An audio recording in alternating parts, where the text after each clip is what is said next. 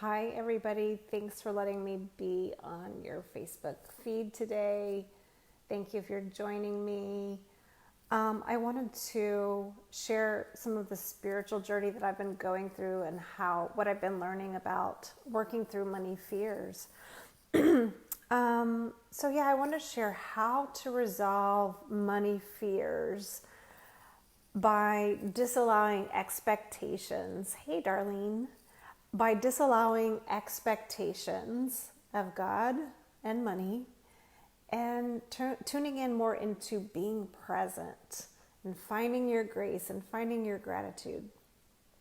And what I've seen happen in myself a lot, and I know it's happening for other people too, is that the slowness of this time is triggering something. It's been triggering something in me, and my brain has been interpreting slow as bad. So I want you to think about for yourself during COVID, have you been interpreting slow as bad? What have you been interpreting slow to mean? For me, being an ambivert, I get energy from people. I love being around people. I get a lot of creative energy that flows through me when I'm around people. So since the slowness has been here, it's felt a little bit like something's gone, something's missing. It's like death or something. And what can happen in that state is it can be a breeding ground for fears. And that's something that I experienced recently. And being a seasoned money grower, if you will, like someone who's dedicated to a lifetime of growing with money, I knew that this was another opportunity to deepen my ability to go within and deepen my ability to overcome my own fears about money and otherwise. And so that's, I guess, the first thing is like when things are feeling slow with COVID and that's bringing up fears for yourself, is just go ahead and carve out the time to get present with yourself. Stop trying don't try to write your blog. Don't try to connect on social with your clients. Just take that time to go within first. And this is something that I had to do. So the first thing is just making that sacred space and just taking that time to just be. And there's something I want you to know, that when you're in a down state and with your fears about money or anything else, when you're in a down state, you can't jump from that down state all the way up to where you want to go without doing some spiritual connecting first, right?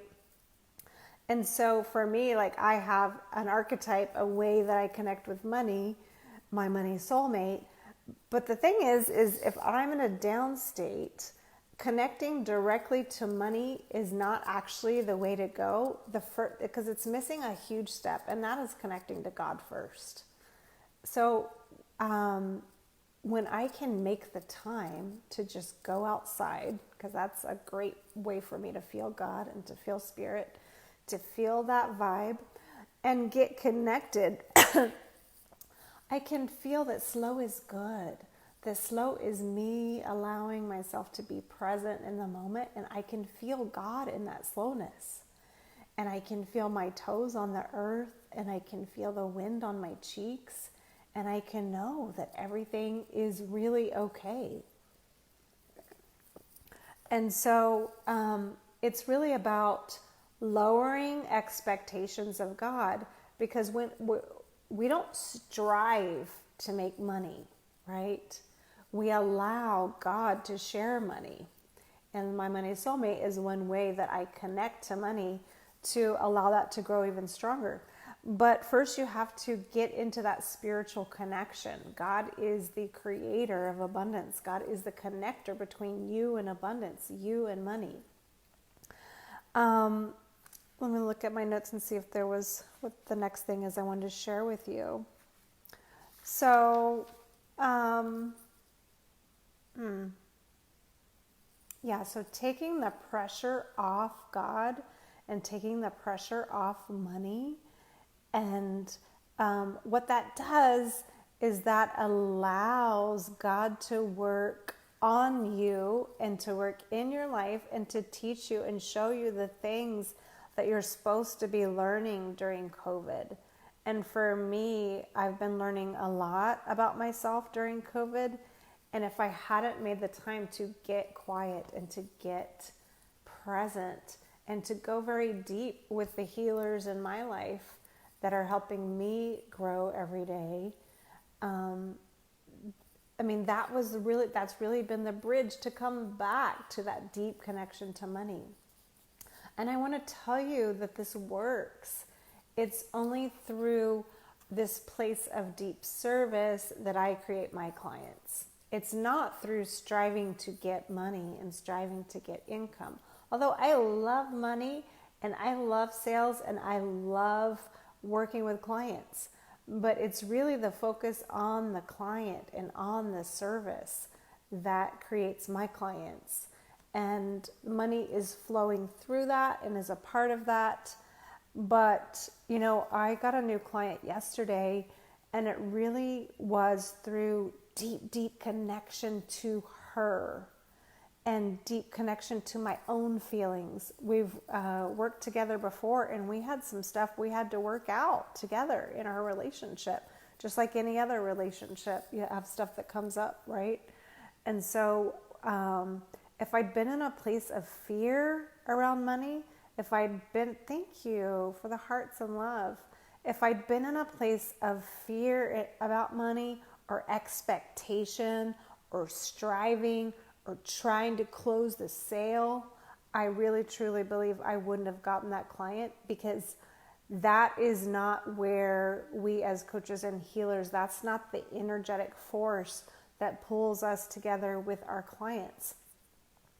And so it's so important to be doing the deep spiritual work on the regular, or else you could very easily be having this energy in the world of trying to make money and striving to make money, and you're missing the most important steps, which, like I said, is connecting spiritually first and not having the expectation.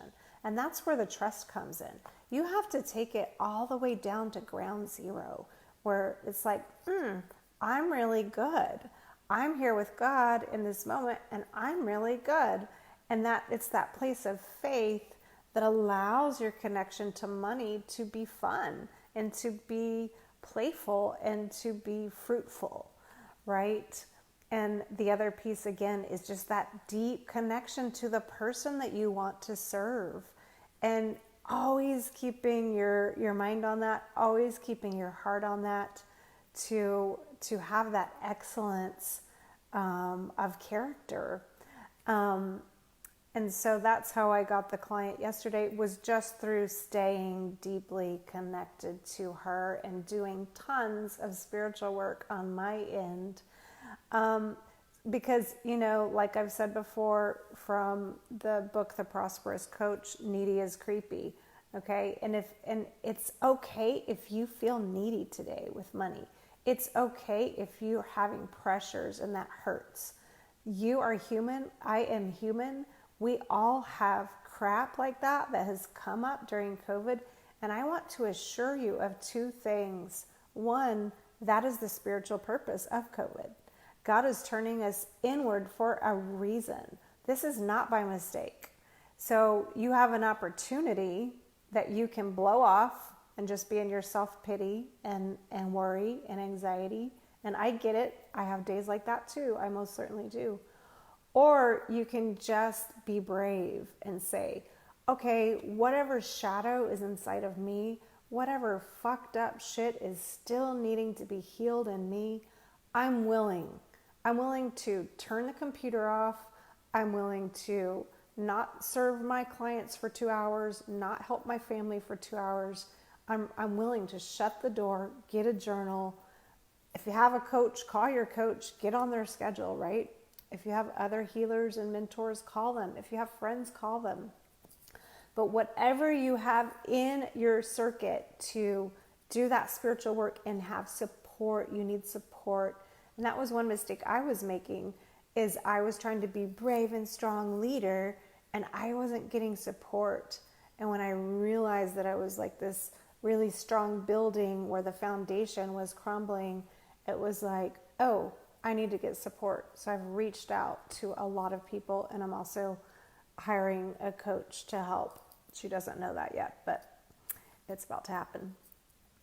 Anyway, so if I can be of service to you, it's not about the money. Running a business is about the money, and it's not about the money.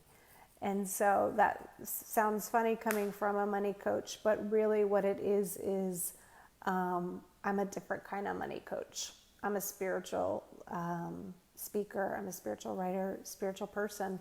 And so that's what I want to connect you to today, is just using that time, making that time for yourself. Turn everything off. Seriously, turn everything off.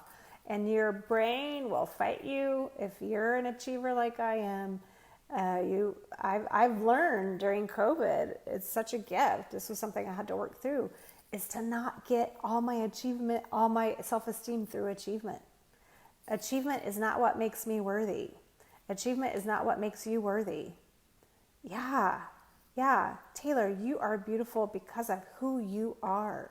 Someone started following me on social media the other day, and I was like, how did you find me? She had asked to be my Facebook friend, and she was like, Taylor sent me to you.